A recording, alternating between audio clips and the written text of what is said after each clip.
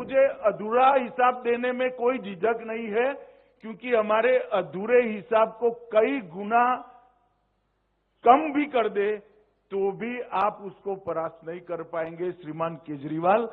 मैं दिल्ली के चुनाव के मैदान में आऊंगा तब पूरा हिसाब लेकर आऊंगा केजरीवाल जी। एक बंगलों से पेट नहीं भरा, 2 बंगलों से पेट नहीं भरा, 3 बंगलों से पेट नहीं भरा, 4 बंगलों से पेट नहीं भरा, 50,000 गज एक शीश महल बनाया दिल्ली वासियों के 45 करोड़ के खर्चे से। और केजरीवाल जी आपको इसका हिसाब देना पड़ेगा। हर वार्ड से 10 दिल्ली वालों को अपने घर पर चाय पिलाकर शीश महल दर्शन का एक बार कार्यक्रम बनाइए तो दिल्ली की जनता को मालूम पड़ेगा कि उनका मुख्यमंत्री कितने बड़े भवन में रह रहा है। दिल्ली के अंदर ये 10 साल में 68,000 करोड़ के इंफ्रास्ट्रक्चर के काम नरेंद्र मोदी सरकार ने किए। जो लोग हिसाब देना नहीं चाहते और हिसाब मांगने की आदत पड़ी है, उनको मैं कहना चाहता हूं कि मैं आज पाई पाई का हिसाब देकर जाता हूं।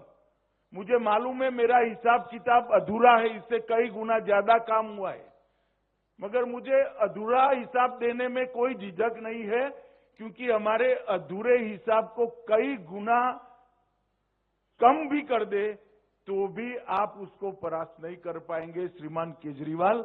इसलिए मैं अधूरा हिसाब भी देना चाहता हूं। हमने 68,000 करोड़ के इंफ्रास्ट्रक्चर के काम दिल्ली के विकास के लिए किए। 41,000 करोड़ रुपया का सड़क बनाया, 15,000 करोड़ के रेलवे के काम किए और 12,000 करोड़ के एयरपोर्ट और इसके आसपास की आनुषंगिक सेवाओं को सुदृढ़ करने के लिए किया। दिल्ली मेरठ एक्सप्रेसवे अब सिर्फ 45 मिनट में आप पहुंच सकते हो। 8,000 करोड़ रुपया खर्च हुआ। दिल्ली मुंबई एक्सप्रेसवे 24 घंटे की यात्रा को 12 घंटे में बदलने के लिए हाई स्पीड कॉरिडोर बनाया जा रहा है। द्वारका एक्सप्रेसवे 7500 करोड़ की लागत से बन रहा है। ईस्टर्न पेरिफेरल एक्सप्रेसवे 11,000 करोड़ की लागत से बन रहा है और 500 दिन में पूरा हुआ। Urban extension road UER2 7,715 crore की लागत से बना है। Pragati Maidan integrated transit corridor 920 crore की लागत से बना। दिल्ली मेरठ RRTS रेल गलियारा 30,000 करोड़ की लागत से बन रहा है। ITPO कॉम्प्लेक्स, जिसको पूरी दुनिया अब भारत मंडपम के नाम से जानती है, वो 7,000 सीट का कन्वेंशन सेंटर और 3,000 सीटिंग कैपेसिटी का एम्फी थिएटर बना। यशोभूमि कन्वेंशन सेंटर 5,400 करोड़ की लागत। द्वारका गोल्फ कोर्स 250 करोड़ की लागत। द्वारका स्पोर्ट्स कॉम्प्लेक्स 92 करोड़ की लागत। PM उदय के तहत 1731 कॉलोनियों को नियमित करने की प्रक्रिया कर 40 लाख गरीबों को मालिकाना हक देने की योजना लेकर आए। झुग्गी वासियों के लिए फ्लैट, प्रधानमंत्री आवास योजना शहरी में 29,000 मकान बनाए। इन सिटू स्लम रिहेबिलिटेशन लगभग 354 करोड़ से 3,000 EWS फ्लैट बनाए। दिल्ली विश्वविद्यालय में नया वीर सावरकर कॉलेज बनाया। प्रधानमंत्री संग्रहालय बना।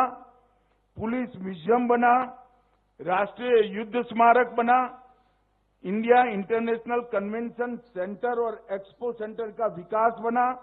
ऑक्सीजन पार्क्स बने और ग्रीन इनिशिएटिव भी ढेर सारे ले लिए गए।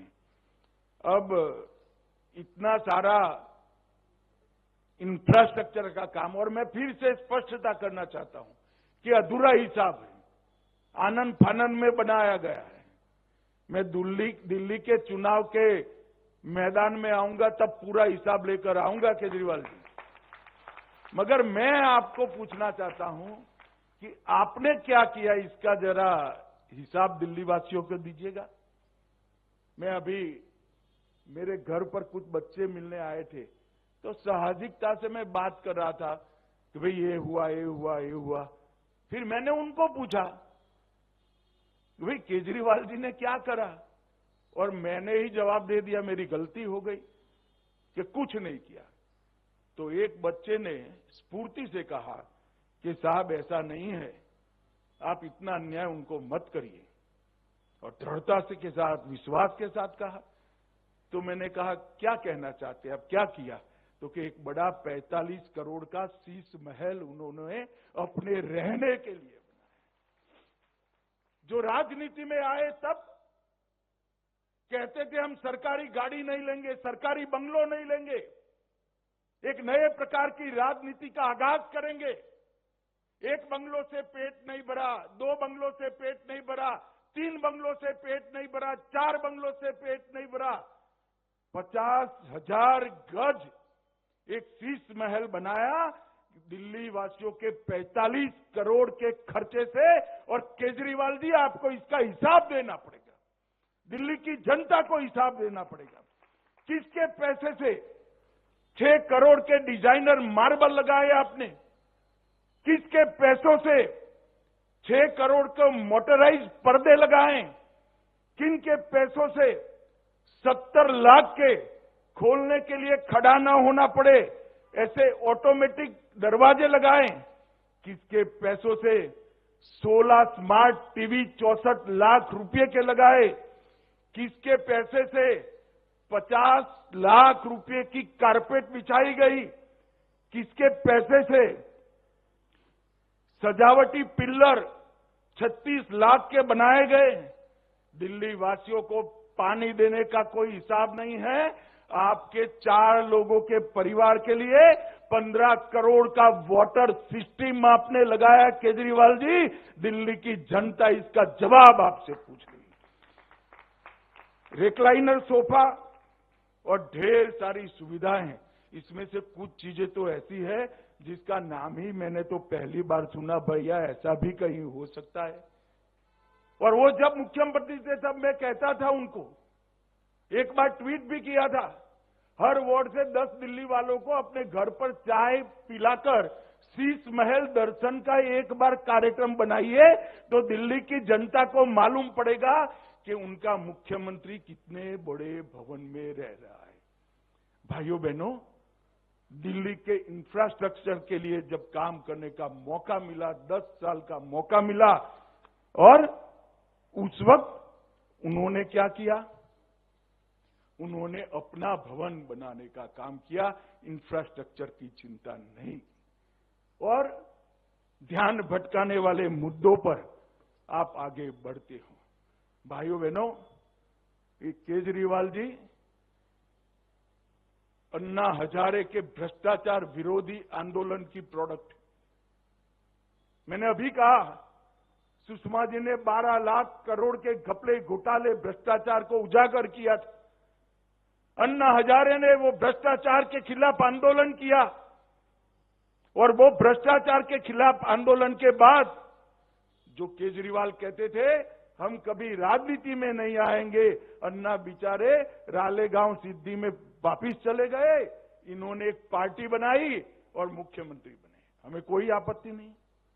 मुख्यमंत्री बनकर आपने किया, शराब का घोटाला किया, मोहल्ला क्लिनिक के नाम पर करप्शन किया, टेस्टिंग के नाम पर दवाओं के नाम पर करप्शन किया, 16 स्ट्रीट का करप्शन किया, सीसीटीवी कैमरा के नाम पर करप्शन किया, बस खरीदने में घोटाला किया, और सबसे बड़ा घोटाला निजी सुविधाओं के लिए शीश महल का करने का काम केजरीवाल जी आपने किया है।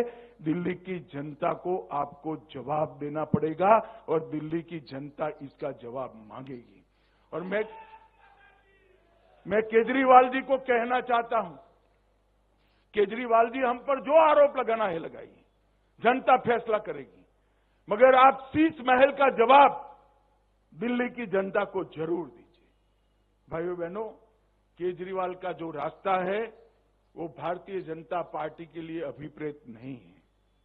हमने तो आयोजनबद्ध तरीके से शहरों का विकास करने का मोदी जी के नेतृत्व में ठाना है और आज इसकी ही एक कड़ी ये सुषमा स्वराज भवन बनी है। यहां पर सुरक्षा के साथ हमारी कामकाजी बहनें, बच्चियां रहेगी, अपनी कैरियर को एक शेप दे पाएगी और समाज के बीच में उन्नत मस्तक के साथ अपने अस्तित्व को वो उजागर करेगी।